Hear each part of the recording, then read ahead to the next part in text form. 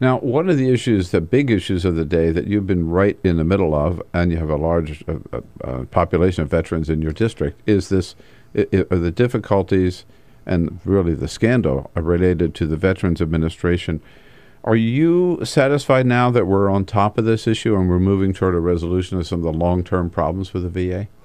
Well, I don't know if I'm satisfied. Let's just say that I believe we are now focusing the attention that hasn't been there on a problem that frankly pre-existed the Obama administration. Oh, yeah. I'm not trying to excuse any lax administration that may have occurred at the VA, but finally we do have, I think, bipartisan focus on a problem that needs to be focused on.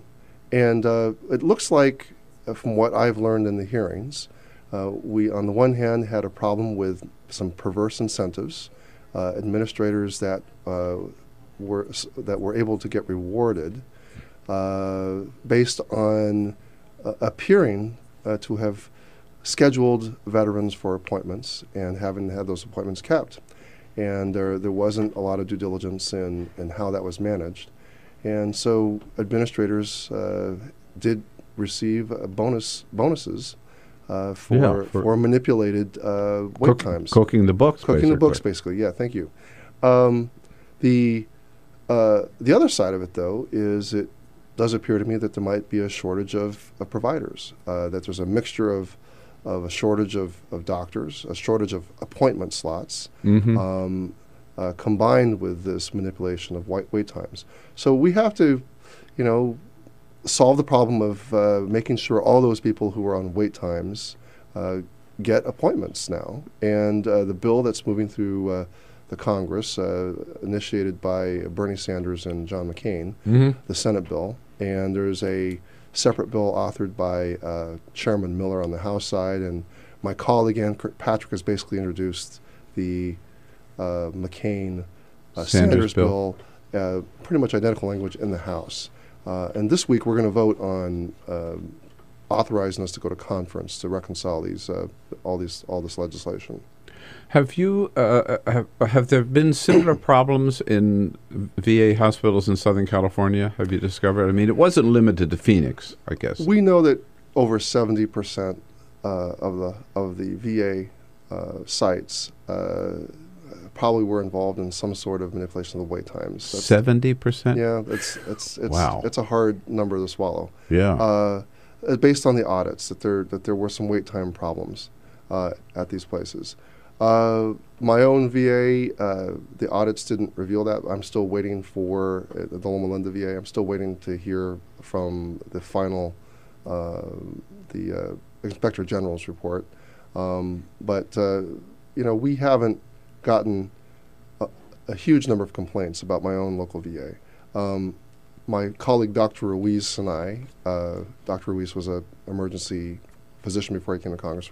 Both of us are planning to visit our local VA, just to ask some more questions. I've sent a letter to my local VA asking questions about wait times and, how they deal with patient advocacy there and a host of a number of issues. And I am definitely concerned about the treatment of my local veterans as well.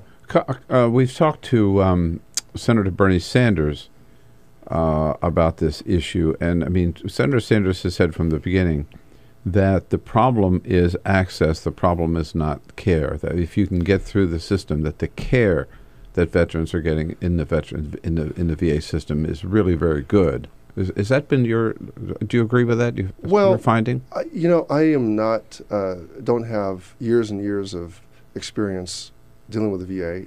I have to go by what I hear from expert testimony in the hearings. Some of the VA witnesses, from the VA itself, I can't remember the names exactly. They said that when I asked that question about the actual care at the VA, I said, well, the care does vary across the board. But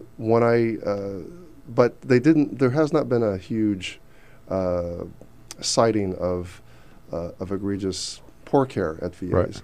Right. The VSOs, the Veteran Service Organizations, so the VFW, the American Legion, the veterans, disabled, you name the huge number of VSOs. We met with them before last week. Leader Pelosi called them all together. I didn't hear a single one of them that's calling for, major revamping at the VA. I think Senator Sanders' claim, I think, is somewhat vetted by these VSOs. They're not looking. They're pretty much thinking that the VA does provide quality care. The access issue is, I think, what we need to primarily focus on, and also plan long term to provide the VA with the resources to deal with that it needs to deal with this population. Yeah. Congressman Mark Takano here in studio with us talking particularly about legislation moving on the Veterans Administration reform. 866-55-PRESS is our toll-free number. If you want a question or a comment, we'll be right back.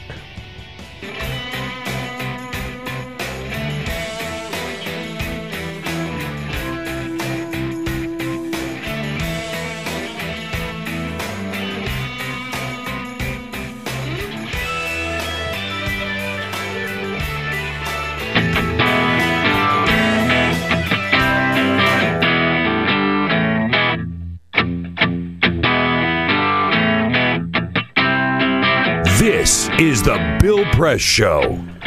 27 minutes after the hour, Congressman Mark Takano in studio with us. Congressman, just half a minute or so, but I have to ask you, we've almost given up on getting anything done out of this Congress. Are we going to get a Veterans Administration bill out and signed by the President?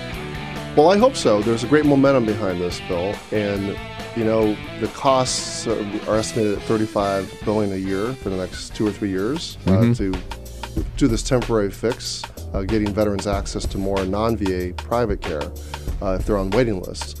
There seems to be bipartisan support for this. The pay for is another question, but I don't. It usually is a sticking point. But I think this situation is serious enough that members on both sides want to get it done. All right. Well, we will let you get back to work and help get it done. And thanks so much for coming in this morning. You're welcome. Looking Thank you, forward to it. Thanks, Congressman Mark Takano. This is the Bill Press Show.